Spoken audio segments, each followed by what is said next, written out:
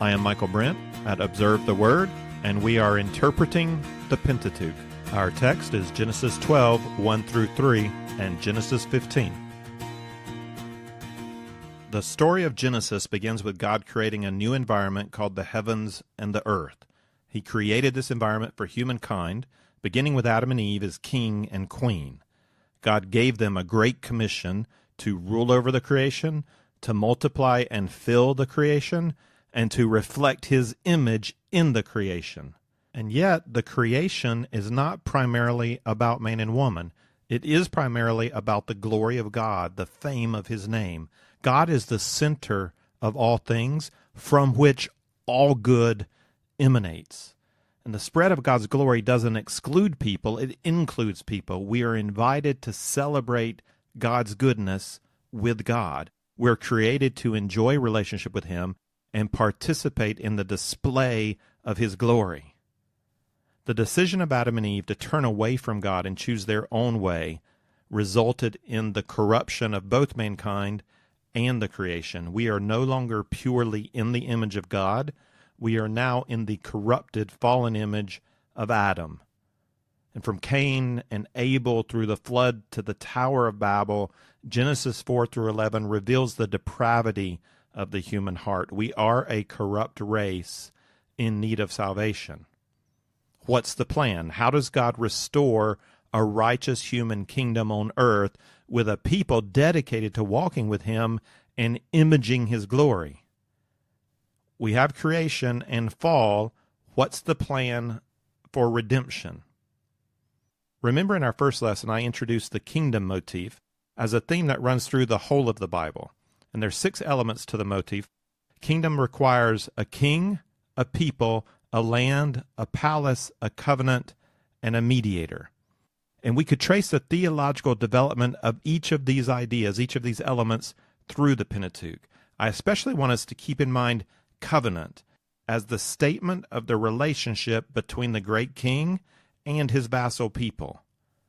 When I talk about covenant, instead of saying that God made a covenant, I'll usually use the terminology, God cut covenant.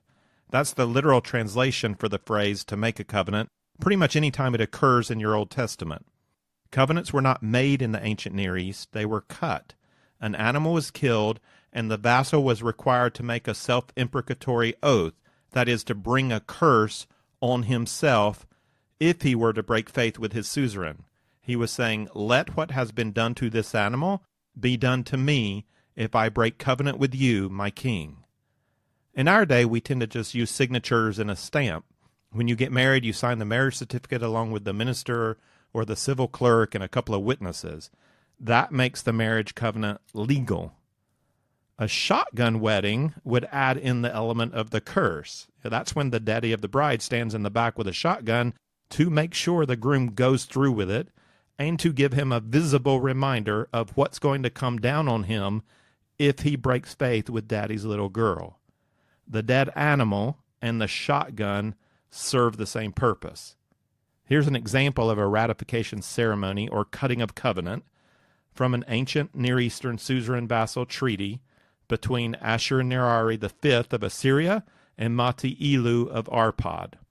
So this is what the tablet says. So after decapitating a lamb, this text was to be read. This head is not the head of a lamb. It is the head of Mati-Elu. It is the head of his sons, his officials, and the people of his land. If Mati-Elu sins against this treaty, so may, just as the head of this spring lamb is torn off, and its knuckle placed in its mouth, the head of Mati-Elu be torn off, and his sons. This shoulder is not the shoulder of a spring lamb, it is the shoulder of Mati-Elu. It is the shoulder of his sons, his officials, and the people of this land. If Mati-Elu sins against this treaty, so may, just as the shoulder of this spring lamb is torn out, and the shoulder of Mati-Elu, of his sons, his officials, and the people of his land be torn out. So you get the picture. The covenant is written out, and now Mati-Elu, the vassal, not the suzerain, but the lower king, has to go through this ceremony where they take a lamb and cut its head off and then rip its leg out and shove the leg in the mouth. And then Mati-Elu is supposed to stand there and say, if I break covenant with you, O great king, then let it be done to me, and not just me, but my sons and all my officials, what was done to this lamb. Rip my arms out and stick them in my mouth. That's the symbol. And when that was done, when the sacrifice is made and the oath is taken, now the written covenant is legal. It's been ratified. Now, the great king does not communicate covenant directly to the vassal people. He uses a covenant mediator to do that. There are 6 primary covenant mediators in the Bible, and we call them prophets, but they're a special kind of prophet. Most biblical prophets are not covenant mediators. God does not use them to establish covenant. Most biblical prophets are covenant lawsuit prophets. They bring lawsuit. So Elijah, Elisha, Isaiah, Jeremiah, Amos, Habakkuk, all these guys were calling people back to covenant faithfulness in relationship to the existing covenant. They're not the ones who establish the covenant. That happens only on a rare occasion through a very small number of prophets. Of the 6 covenant mediator prophets in the Bible, we can divide them into 2 categories. There are those through whom God established common grace covenant, that is, covenant with all of humankind, and those through whom God established special grace covenant, that is, covenant with a special group of people. And there are only 2 common grace covenant mediators. Both of them are present in the ground we've already covered from Genesis 1 through 11. So who do you think they are? Who are the 2 covenant mediators through whom God has made covenant with all of humankind? Yeah, if you're thinking of Adam and Noah, you're right. Adam and Noah are our first covenant mediator prophets. Through them, God establishes covenant with everybody. Through them, there is a common grace kingdom. Like it or not, all humanity is either in covenant with their Creator God or in covenant rebellion against their Creator.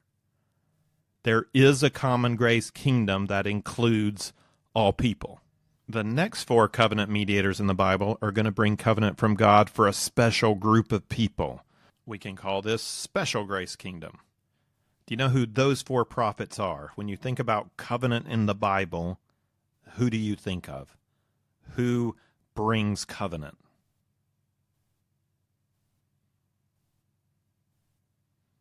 Abraham, Moses, David, and Jesus. So there's the Abrahamic covenant. We often call it the promise, the Mosaic covenant, or the law.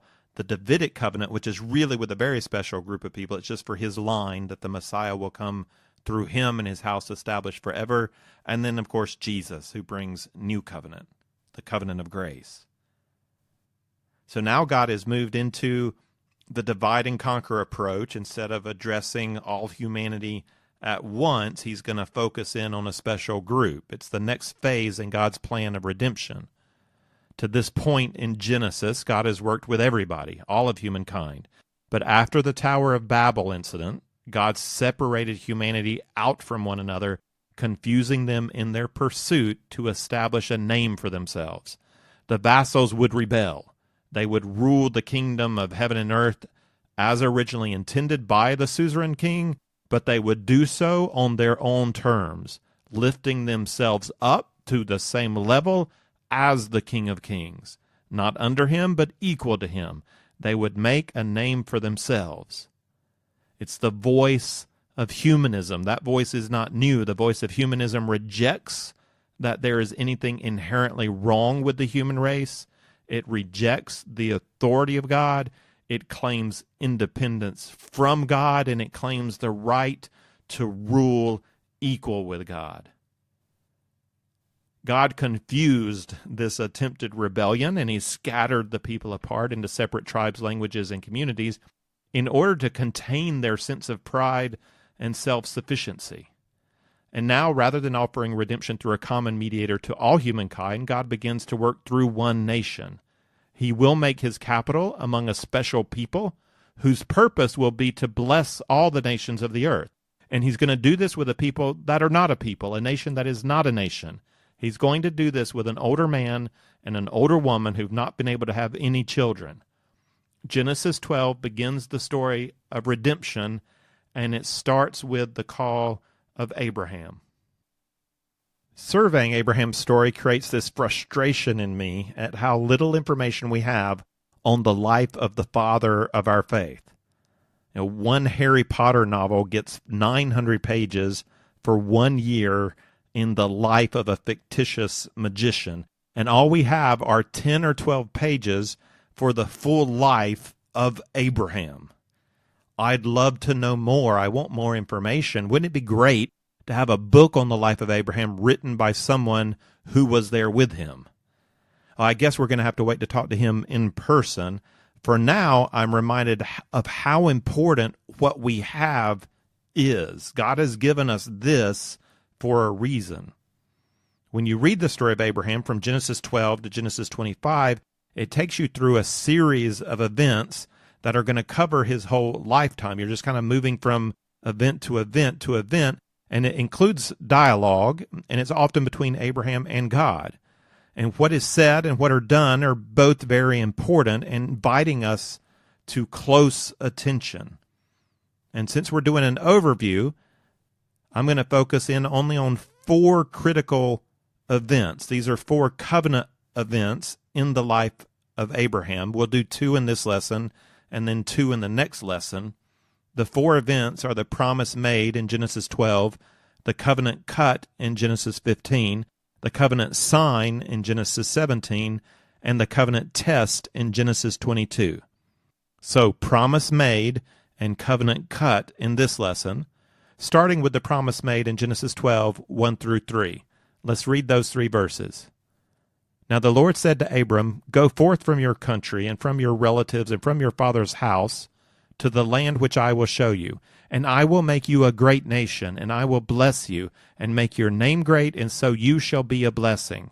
And I will bless those who bless you, and the one who curses you I will curse. And in you all the families of the earth will be blessed." Now, this is a great gospel. I mean, can you imagine this?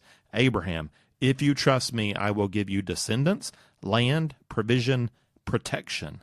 And not only am I going to give you all your heart desires, not only am I going to protect you from your enemies, I'm also going to make your life matter. I'm going to bless the nations through you. Descendants, land, provision, protection, and purpose. What would you say to such a gospel? And God's plan ties back to the previous history. In chapter 11, man reaches up to make a name for himself. Here, God reaches down and lifts Abraham up, telling him, "I will make your name great." God is going to give Abraham a name. His desire is not to keep us pressed down, but to lift us up in relationship with him. We make our name by walking with God, not by breaking away from God. And along with the reference to name, the reference to nations links us back. In chapter 10, we have the table of nations. And so that's all of humankind descended from Noah, either from Ham or Shem or Japheth. These nations are the ones who sought to make a name for themselves, to make themselves like God. And to these sinful people, this is the plan, the descendants of Abraham are going to be a blessing. So through Abraham, the line of Eve lives on. So Abraham believes. Abraham, he does have to respond in faith.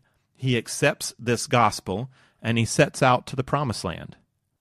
The first thing he does is to build an altar and to worship Yahweh. It's a wonderful sign of his commitment to God. It also seems to contain a sense of expectant optimism. It's like, here I am, God. I've arrived. I'm in the promised land. Now what? What's next? Let's get started on getting the blessing and being a blessing. But what happens next in the story? Well, life happens. There's famine in the land, and Abraham has to go down to Egypt to find food, and there he's afraid, so he hides the fact that Sarah's his wife, and far from being a blessing to the nations, he becomes a curse, because God sends a plague on Egypt to protect Sarah. And then they get kicked out of Egypt, and they return to Canaan, probably a bit humbled. Abraham does build an altar again. He's still worshiping Yahweh. But then there's this separation between him and Lot. Lot's not so focused on worshiping Yahweh, and he eventually gets mixed up with Sodom and Gomorrah. Abraham has to go on a rescue mission to save him, and then Sodom and Gomorrah get destroyed, and Lot's wife dies. The gospel given to Abraham reminds me of the gospel offered to all of us and how it often works.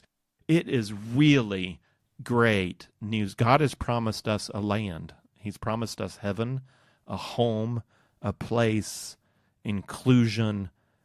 He's promised to bless us. He offers us abundant life. He gives us purpose that we can be part of his plan in blessing other people. And God will cause all of it to come true. But that doesn't at all mean it's going to be easy. Life with God, it starts with a wonderful gospel, but life is going to be hard. There's going to be suffering. And I wonder if he let me in on how hard serving him was going to be, whether I ever would have had the courage to set out. So I'm glad he didn't. I'm glad he waits.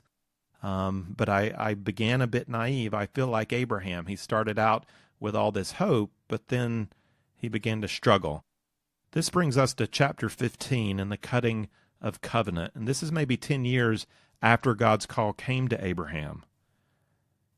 And he still doesn't have children. And this is a very important chapter, so let's focus in. We're going to go through all the verses of Genesis 15, covenant cut. There's a pattern to the text.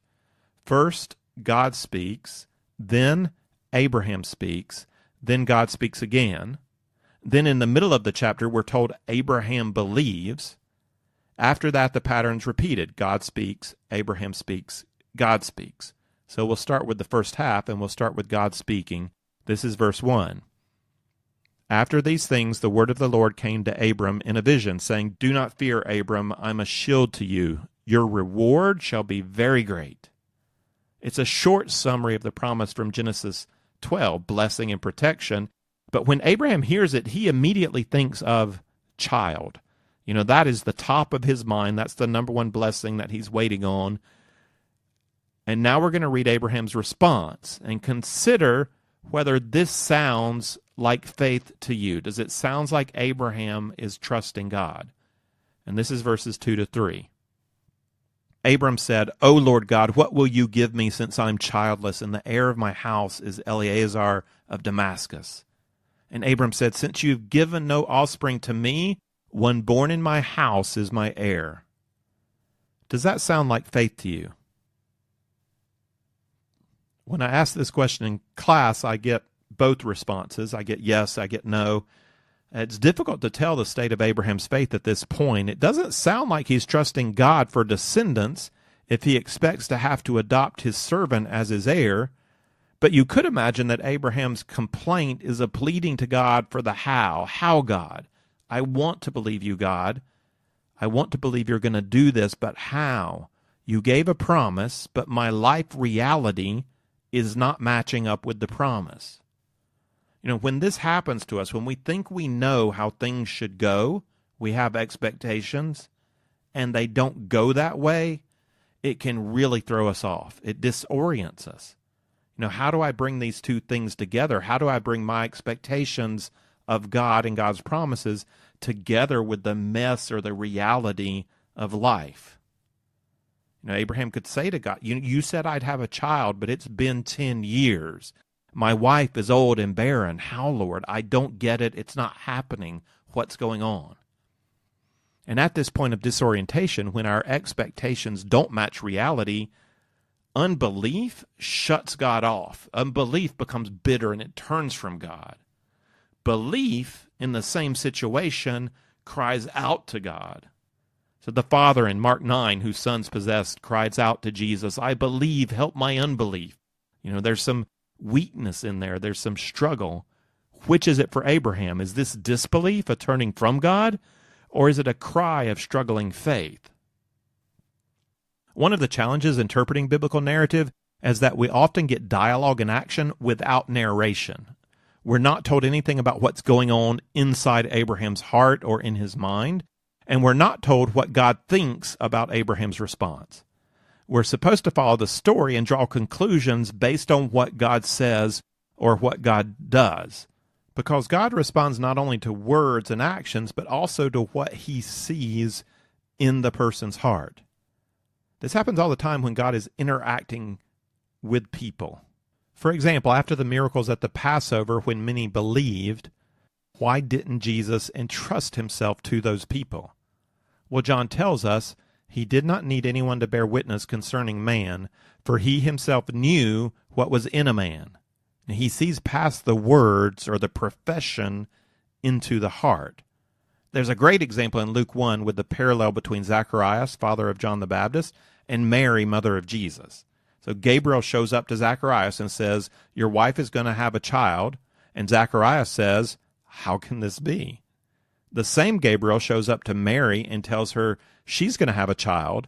Even more shocked, I imagine, Mary also responds, how can this be? Gabriel then strikes Zacharias dumb for daring to ask, how can this be? He's not going to get to talk for 9 months. But to Mary, she asks, how can this be? And the response is like, good question, let me explain. Now, she's approved, she's not rebuked. You can be sure that Luke is not unaware of the situational irony he's just put together in the narrative side by side. He includes both stories in the same chapter, and we're supposed to notice the similarity and then that difference. We're supposed to conclude that the difference between Zacharias and Mary is not their words, it's their heart. I believe it's a way of pointing out the faith of Mary. So how's God going to respond to Abraham? With rebuke or with explanation? Well, let's read what God says. This is in verses 4 and 5. Then behold, the word of the Lord came to him, saying, this man will not be your heir, but one who will come forth from your own body, he shall be your heir. And he took him outside and said, now look towards the heavens and count the stars, if you're able to count them. And he said to him, so shall your descendants be. I love this. It's like God's putting his arm around Abraham, and he leads him outside, and he says, look up into that sky. You see those stars? So shall your descendants be. It's not really an explanation, is it?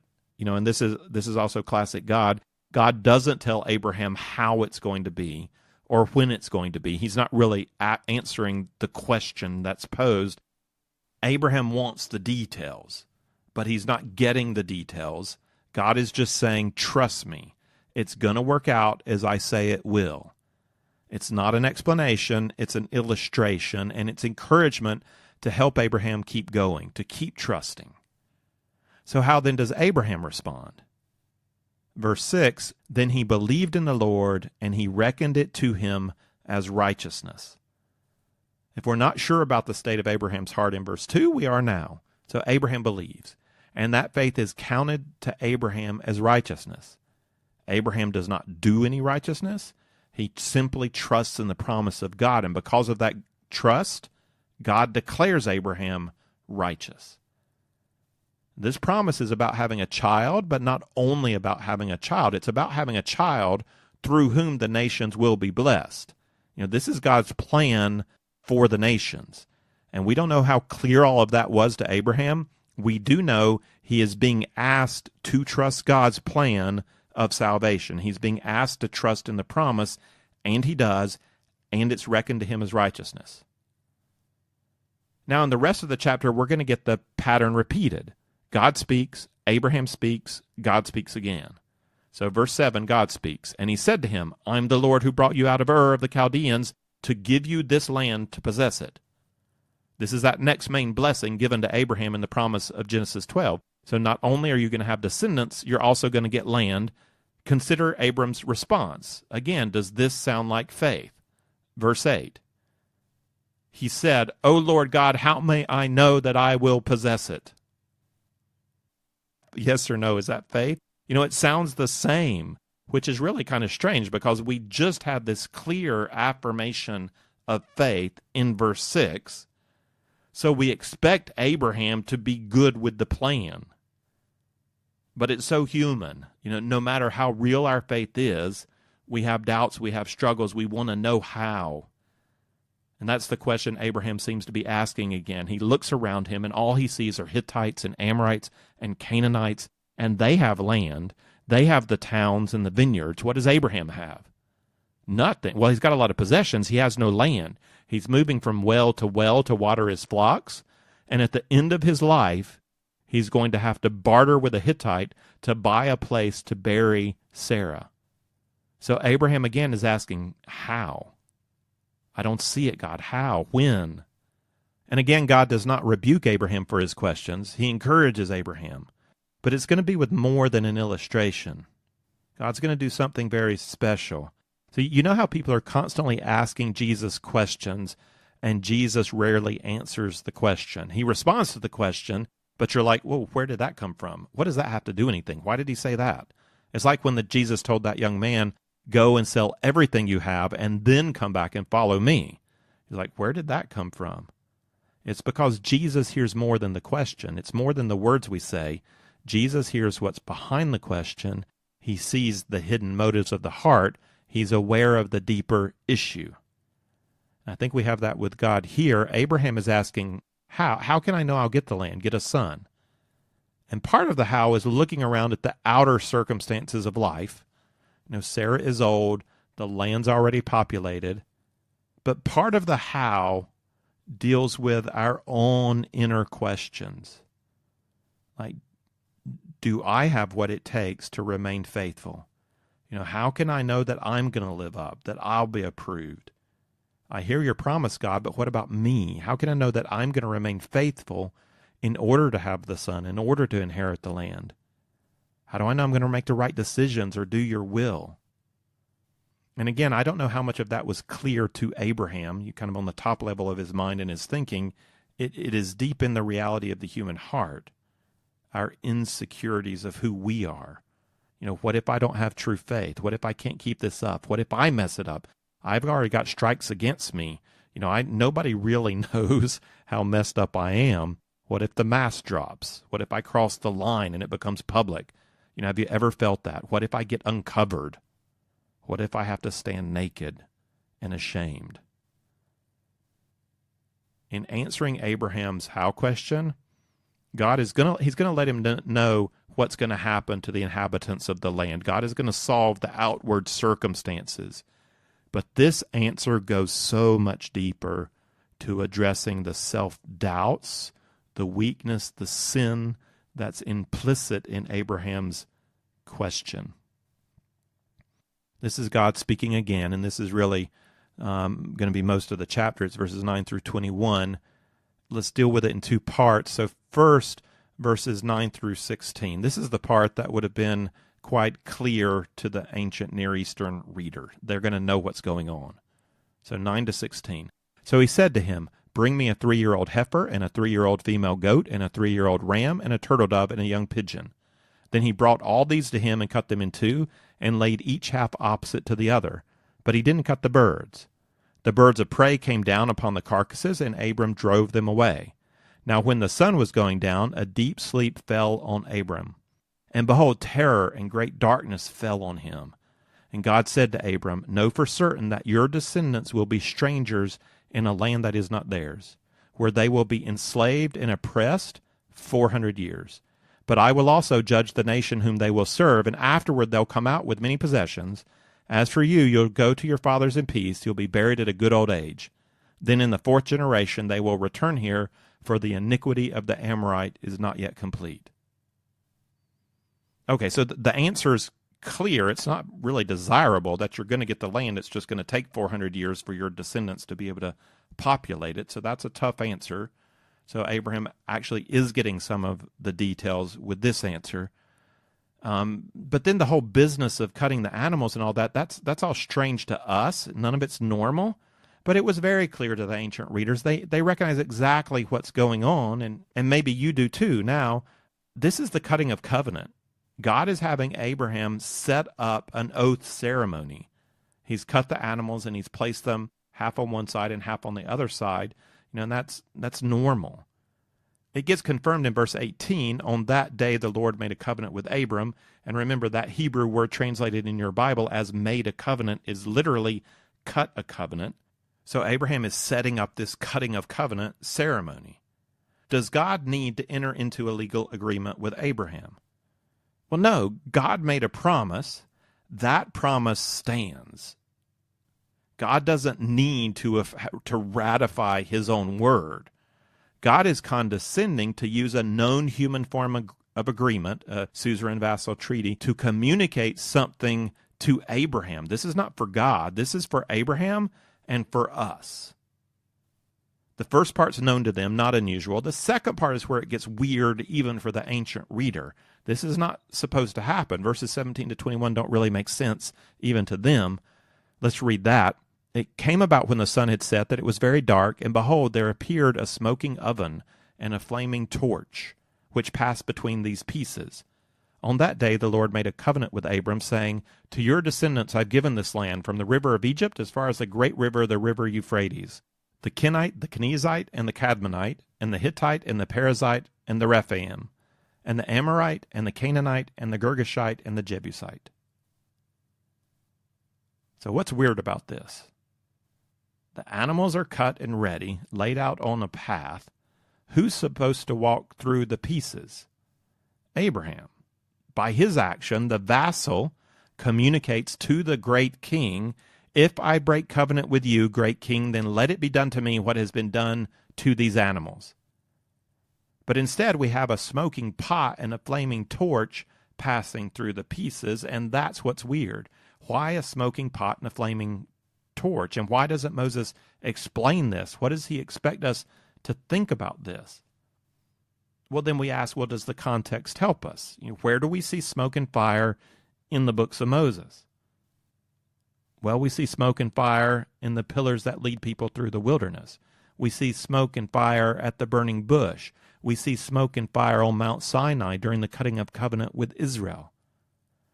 And then we get it. Smoke and fire in the Pentateuch symbolizes the presence of God. God passes through the pieces. Abraham's not even involved. He's put to sleep off on the side, and the great king passes through. That never happens. In essence, God is declaring, if you break covenant with me, then let me die. Matthew 27 describes the fulfillment of that proclamation. The great king follows through with his word. From the 6th hour to the 9th, there was darkness on the land. Hanging on the cross, Jesus gave up his spirit. The temple curtain was torn in two, and there was an earthquake, and the soldiers were terrified. They were frightened. If you break covenant with me, I die. That's what God said. That's what Jesus did. He took the curse. And that's how you know that the promise of God is sure, because it doesn't depend on you. It depends on God. The first basic question of covenant asks, what makes me acceptable to God, or what makes me righteous enough to be in relationship with a holy God? And let's think of this in terms of grace and law. In this sense, grace is what God does. Law is what you do. So think of law as the do's and the don'ts. They're the stipulations of covenant. And there's a lot of that kind of law, not just in the Old Covenant, but also in the New Covenant. It's all over the place. Love your neighbor, be devoted to prayer, give to those in need. Don't let any unwholesome talk come out of your mouth, but only what is useful for building others up. Love your enemy. These are the stipulations of covenant, the do's and the don'ts, the law. Grace is God's part. Law is your part. So let's put this into percentages. What percentage of being approved by God relies on grace, God's part, and what percentage of being approved by God relies on you, on your obedience or fulfilling of the covenant expectations, the stipulations? What's your part? What's God's part? I'm speaking at a youth conference this week, and I asked the question to this group of Christian teenagers, and they gave me a lot of possibilities. So they gave me 50-50, 50% grace, 50% law. They gave me 99% versus 1%, 100%, 0%, 90%, 10%. So which is it? What's the answer for Abraham? How much was him and how much was God? Well, we go back up to verse 6. Then he believed in the Lord, and he reckoned it to him as righteousness. What was Abraham doing during the cutting of covenant? Nothing. He was in a deep sleep, as passive as a person can be without being dead.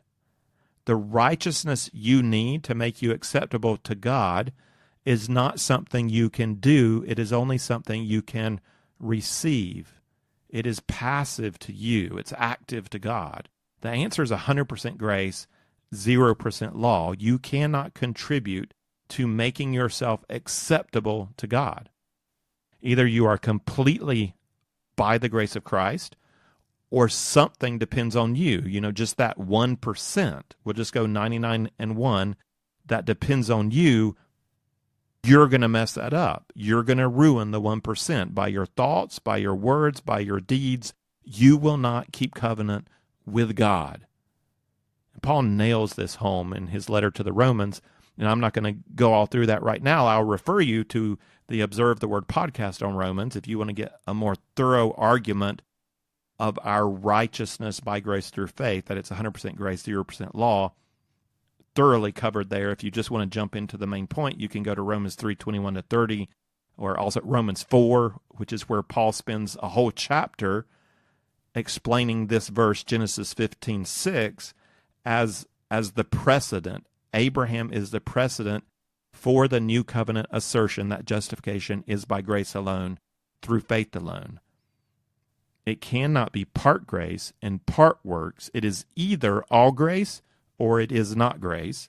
As Paul says in Romans 11:6, if it is by grace, it is no longer on the basis of works. Otherwise, grace is no longer grace. Looking back over Genesis 15, I love how the literary structure of the story emphasizes truth about faith and grace. Faith is the human part of being made acceptable before God. So if we say there's anything you have to do, it's you have to receive the gift. Faith is necessary. We must trust God and receive his plan of salvation. That's clear. It's right in the center of the text. Abraham believed and was declared righteous.